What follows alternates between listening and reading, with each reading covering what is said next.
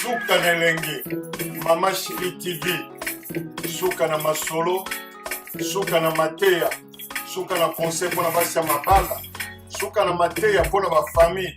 Oh Nelengi, tolanda Mama Shili TV. Tokos, kule. Mama Shili, yeah. Mama Shili, yeah. Mama Shili, yeah. Mama Shili, yeah.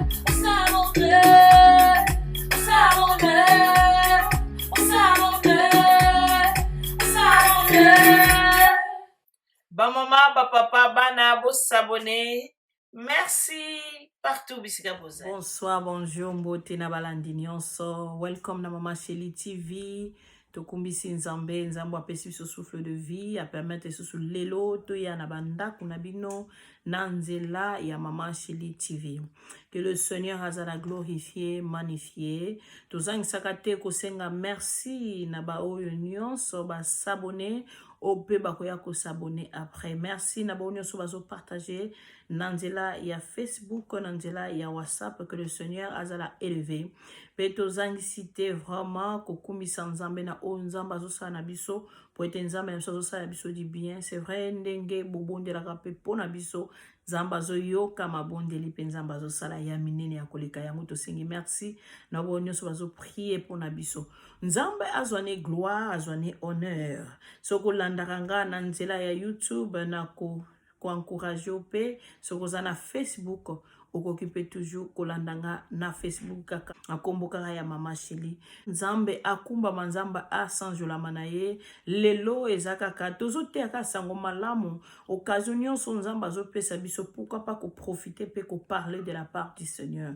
Bo basi ba kufi moye basala oyo tokoki ko sala ezate mais biso kako tozana bon moye tokoki ko sala oyo nzamba zo permettre na biso to sala. Yango mikolo tozolobela en tout cas soko landa kingate na video liboso na salaki na parlaki number 1 pe number 2 numéro 1 pe numéro 2 et mbalo tozolobela numéro 3 pe numéro 4 prochainement tokolobela 5 6 mais lelo tokolobela kaka na 3 pe na 4. Pourquoi kotanga liloba na nzambe eza très important. Numéro 3 ezali ke kotanga parole eza bien très important et ko aider yo comment obéir nzambe pe koboya masumu. Alléluia. Yango tokotanga na Somme 119 à partir à verset 9. Liloba nzambe zoloba na biso, comment le jeune homme rendra-t-il pur son sentier? Et sa question. Soko za moi sur tes jeunes femmes. Alléluia. À ko rendre pur sentier na ye. Mais réponse peut ba pesi biso kaka en se dirigeant d'après ta parole. Nako se diriger na parole ya nzambe. Oko rendre pire sentier na yo, tango zo diriger vie na yo, nako yoka liloba na nzambe, nako tanga makomi na nzambe, nako comprendre makomi na nzambe. Bien aimé, nzamba lingi sentier na yo ezala pire. Nzamba lingi nzela na yo ezala nzela ya malamu. Mais motune pesa mi comment? Et réponse pesa nango awa. Balobi na dit, je te cherche de tout mon cœur. Koluka nzambe motema na yo mobimba. Et non ndambo. Ponzambe nemta monaka. Biso bato libanda to mona libanda. Menzambe muta monaka kati ya mutu. Enzambe posa ya nzambe zake. Tangu yozo luka nzambe de tout ton cœur. Tu es en train d'obéir ton Dieu. Parce que tu es en train de chercher l'Éternel de tout ton cœur. Alléluia. Ne me laisse pas égarer loin de tes commandements. Alléluia. Yes. Tant que tu parole, vous allez égarer le commandement yanzambe. Jésus-Christ. Dans 11 balobi, je serre ta parole dans mon cœur. Yes. Afin de ne pas pécher contre toi. Yes. Afin de ne pas pécher contre toi. Yango batozolo bela. Parole nzambe tango zotangango eko aider yo pour pécher contre le Seigneur, contre ton Créateur, contre ton Dieu. eza posa ya nzambe. Eza teke yo sumuka kaka enyoso yo sumuka kaka banda tongo etana kiti. Ok ola ka masumu na masumu mais non. Yango balobi béni sois-tu ô Éternel. Na 12.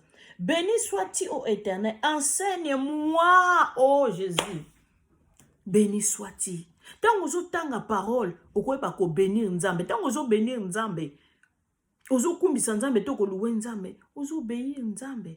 Et ozo bana nzambe, Seigneur, enseigne-moi ta parole. Enseigne-moi comment na obéir yo. Enseigne-moi comment na marcher na kadnase na tango. Alléluia. C'est pour cela, mes bien-aimés, je suis venu te dire que non. Nzambe. Oyo yo ozo servir. Azana posa pe otanga kamakomi. Oye baba loi ya nzambe, oye baba commandement ya nzambe. Rendre sentier na yo pire. Ce qui sentier no eza pire te. Lelo o comprendre. Zongi sa sentier na yo eza la pire. Et nzambe na likolo akosepela. Bon na Somme 37, 31 ezolo banabiso. La loi de son Dieu est dans son cœur. Loi ya nzambe eza na motema na ye. Ndeko parole so eza kati na yo yiba ngwaza te. Mutoko ya kuyiba bilamba, mutoko ya kuyiba yo fleur, mutoko ya olali na metro ozotambola pongi ezwi yo sac eza musika, mutoko kuyiba soki mbongo zaki nango soki foni soki ndeni. Tozo tambola tiaki to foni to loko moko na poche, mutoko yiba yo ango. Mais parole, nani akoya kuyiba parole eza kati na yo? Asa te akotikala kozala te. Yango nzamba zo senga na yo nanga ke parole efanda. Kotanga makomi yango tozoloba eko ede obéir voix ya nzambe, obéir nzambe, tango obéir nzambe, osumukita. Tango désobéir nzambe c'est que obéir Satan. Tango yozo sumuka c'est que ozoko sepelisa Satan. Alléluia. Ozui siko ba loi Satan kotisi na motema na yo. Mais nzamba lingo zosiko ba loi oya ye nzambe. Tiango na kati ya motema na yo. Tango diable akoyelo soki nini okozonga na parole oyo tanga ki olobino. Nga fona obéir nzambe. Nga na ko sala boete. Toko pesa kaka exemple. Mutu muso akoyela yo tokende koyiba. Tokende ko boma. Mais tango yo tanga ki makomi yango balobi c'est très important ko tanga makomi. Tango yo tangi makomi non, nzamba balobi ko yibeza mabe, ko bomeza mabe. Ndeko. Ngana nina ko obéir yo te. Loko diable akoteli yo. Sala makamno yo moko ngai tete. Nga fona obéir nzambe balobi ko bomeza mabe. Nzamba balobi ko yibeza mabe. Voilà pourquoi tozo s'encourager ko tanga makomi parce que so ko tangi makomi, okokutana na moi eloko moko na journée, na semaine, na mois. Mais tango ekoya, ekozanga te ekoya. Mais tango ekoya, yo kozonga na parole oyo tangaki. Non. Soki na sali bo na désobéir nzambe. Yango tolobi ke kotanga makomi ko aider biso to obéir nzambe. Mais soki ngai na tosi camarade te, to na tosi ndeko nanga te. Na mabe o azolinga tindanga, c'est que na tosi nzambe, c'est que na sumuki te, nzamba sani azu gloire. L'ennemi asani ayoki soni. Yango wana ndeko to tanga makomi, to comprendre des paroles en nzambe et ko sunga yo nanga. Et tant aux obéir nzambe, je te dis bien aimé, le Seigneur akosano makambo minene. Parce que yo ozo obéir voix na ye, ozo obéir oyo ye azo senga yo. Alléluia. Na Somme 40 verset 9, Bible zoloba na biso nini. Tozoloba tozakaka na numéro 3 na biso. 3 elingi kolobake. Tango kotanga makomi eko ede yo nanga ko obéir nzambe ko boya masumu. Kotanga makomi tozoloba ke les 16 raisons pourquoi c'est très important kotanga makomi. Tozana verset, tozana number 3 na biso, na chapitre, na Somme 40, verset 9, et zoloba.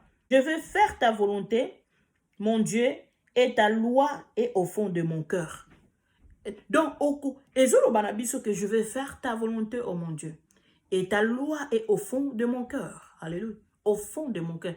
Oyo eza na fond ya motema no, même mobali no ayebi yango te, même mwasi no ayebi yango te, mwana no ayebi yango te, mama no papa no ayebi yango te, mwana na yo pa ayebi yango te, ndeko na yo collègue ayebi te. Oyo eza au fond de ton cœur, kaka nzambe mutu ayebi yango. Nzambe alingi ke o garde loi na ye, parole na ye na fond ya motema na yo.